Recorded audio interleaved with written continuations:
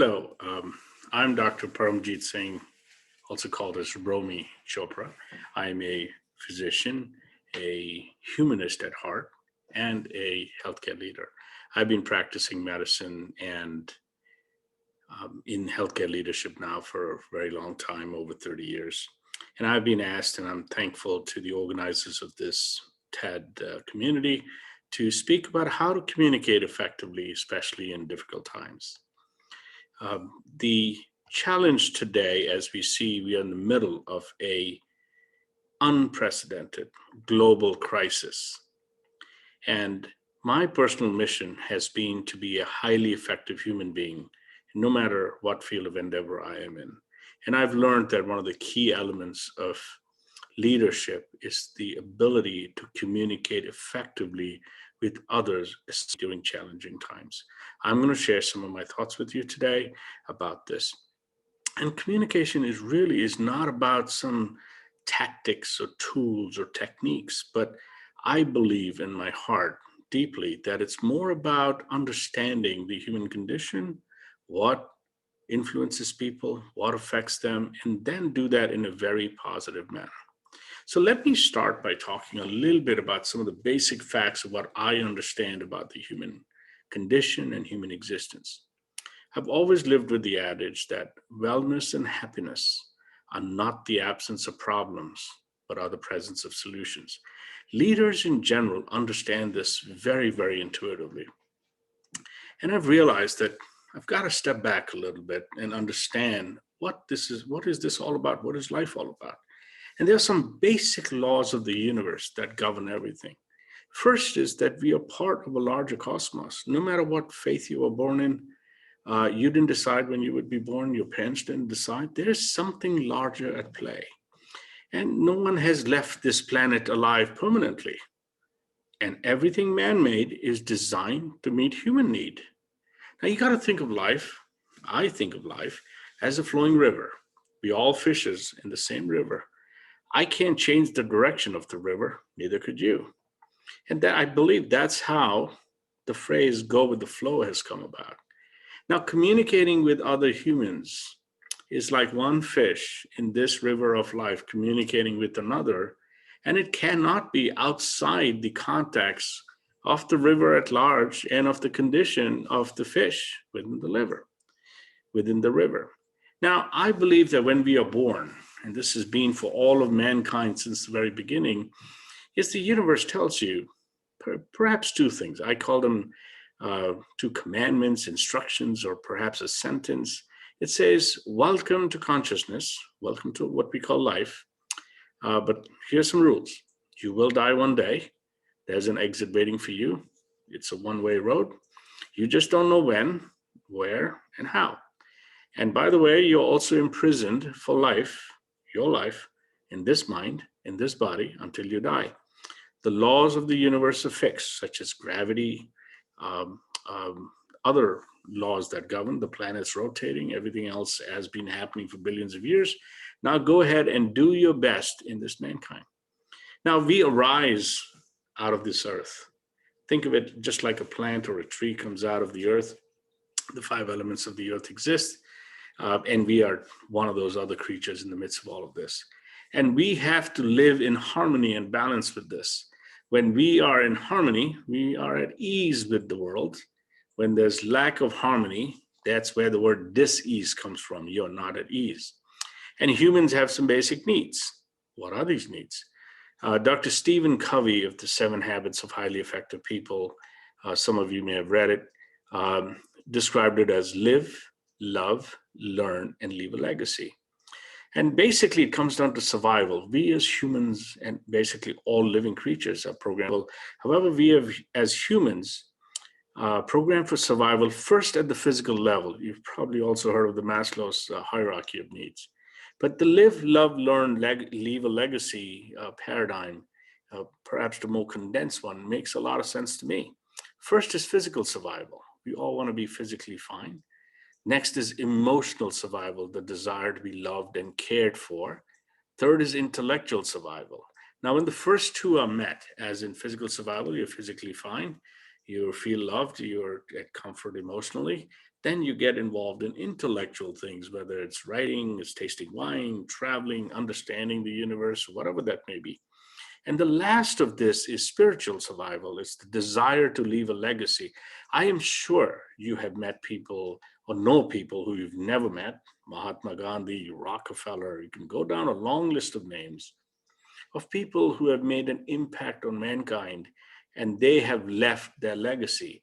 We all have that desire. Now, mankind in general has a mission, in my opinion, and that is to preserve life and make it better. We don't like anything that does not preserve life, so we do not like death. And at the same time, we want to make life better. Another paradigm piece of fact to remember is, what is success? Everybody wants to succeed.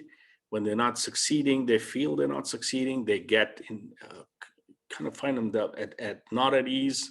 Maybe you can call that an intellectual disease, a spiritual disease.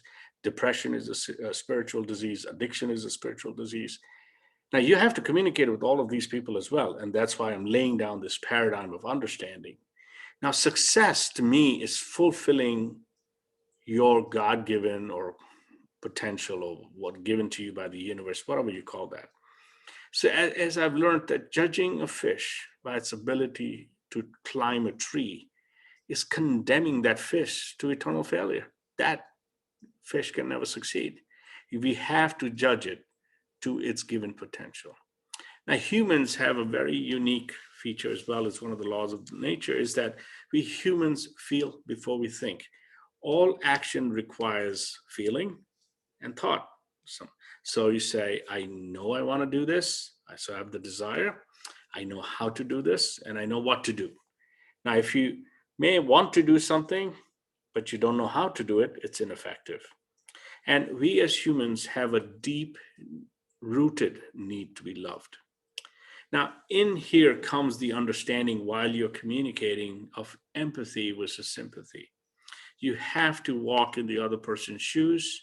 You have to kind of understand from their point of view, their paradigm, what is it that they really is troubling them, or what is it they want, or what is it they desire, what is their paradigm. That is empathy. We're talking to them and without judgment from their point of view. Versus sympathy, we say, oh, I'm really sorry, or whatever it is, and you keep telling them, trust me, listen to me. Sympathy rarely works long term, at least. It may work in the very short term. The other challenge in this paradigm is that most people, by instinctively, listen with the intent to reply, not with the intent to understand.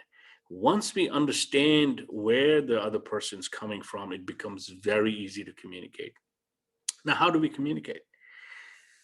Communication, 80% of it at least, is nonverbal. It's your body language, it's how you do it. And why is that so? It's because we have 5 senses. Sound is just one of them. That's why we like face-to-face meetings. If we can't meet face-to-face, then we actually will go ahead and try to at least do a Zoom meeting or some kind of teleconference. And we at the same time make ourselves presentable so that ultimately all 5 senses of the other human being are stimulated, they understand, they feel that they trust you. And then hearing is just one aspect. But then when they hear, if you have an agitated, angry sound, it's not going to work as well as if you have a calm and very settled sound that calms them down. And once the person's framework, the one that they are listening from, is satisfied, in that if they are satisfied, communication becomes effective. The other thing to understand in human condition is situational leadership. If I am the sergeant in leading a command of troops, I can't be, oh, please, could you do that? That needs command and control type of leadership and communication. Similarly, if I'm in a situation where I need somebody to be extremely creative, I have to inspire them. It's a different kind of conversation and a style that I would adopt at that time. Similarly, if I'm speaking to somebody who is facing a terminal illness, my way of communicating them has to be based on that situation. Similarly, communicating with folks collectively as a group versus communicating one-on-one. I truly believe there's no B2B or B2C, business to business or business to consumer. What it is human to human. In my world as a physician, when somebody gets sick, they don't go to a building. They look for another human being who's going to solve their problem. And that's where communication comes into play as well. I've learned a long time ago that the secret to the many is the one. Each person lives in their own world. You are not in the world is in you.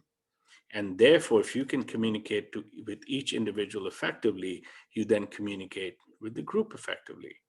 Now, what attributes do you really need at this time to communicate effectively with individuals? The first is trust. No matter how correct you are, if they do not trust you, you will find yourself that you cannot communicate effectively. Now, to be trusted, you must be trustworthy, which means you've demonstrated that you will not hurt them in any way, whether it's subtle, perceived, or real, and that you will not betray them or hurt them in any way. Now, the next thing really comes is empathy, as we've talked about. They need to be reassured if you are in a leadership role, and you have to be honest. Oftentimes, people like to sugarcoat things and tell them something that they may like to hear at that time, but then it's going to lead to a point where they find that they have been betrayed. Frustration and exhilaration are a function of expectation.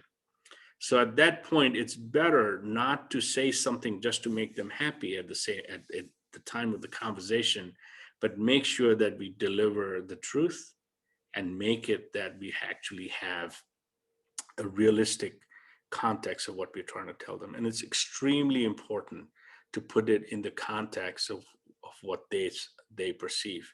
And finally, acceptance of what reality is becomes extremely crucial. Now, one has to also say, we talked about challenging times, as to what really are difficult or challenging times.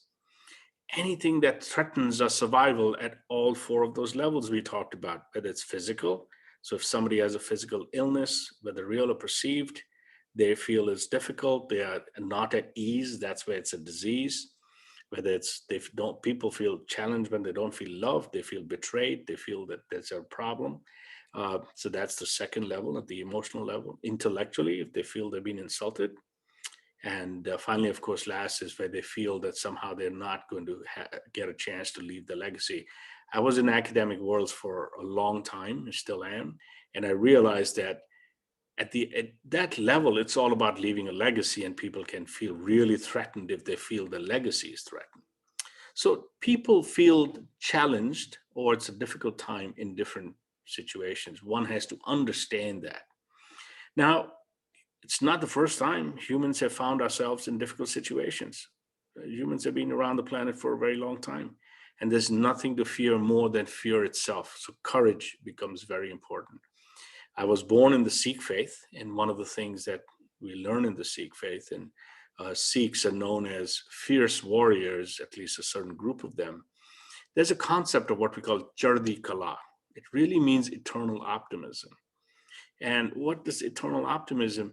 The belief is that ultimately there's a higher power, and that things that are going to happen, and you have to do your best at any given time, no matter what it is, and you accept the reality of what's happening.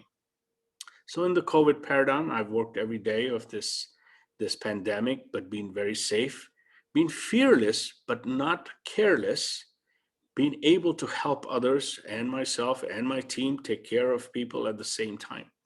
Now, that is a challenging time. And at that time, to communicate with your team of people, to give them hope, not fake hope, but real hope, to be true, to be trustworthy, to do things that are really going to change their lives, that preserves their physical, emotional, intellectual, and spiritual survival.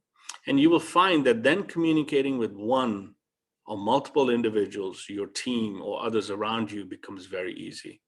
Once you realize what's not at ease. I had an employee who was so paranoid because she had a death in one of her extended family, and she needed extra PPE and precautions. We provided it to her, but we were able to communicate with her.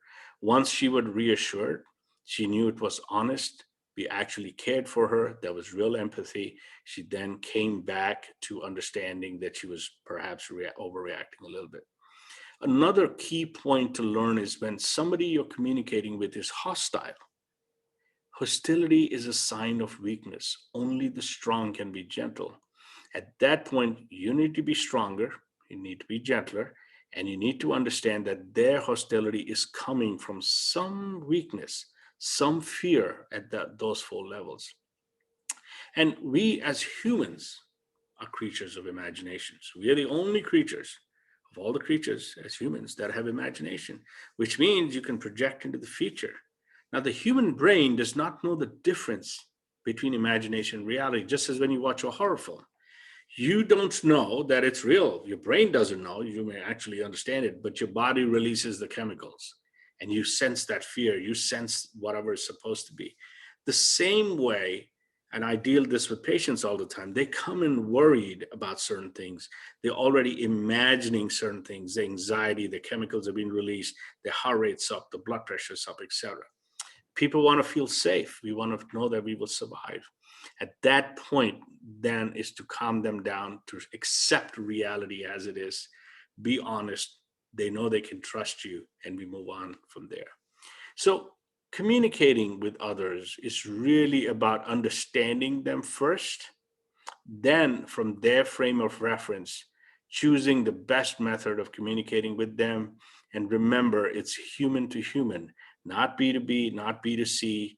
And sometimes in communicating, slow is fast. What I mean by that is when you spend the time face to face, it's better. And a quick email may not do the work.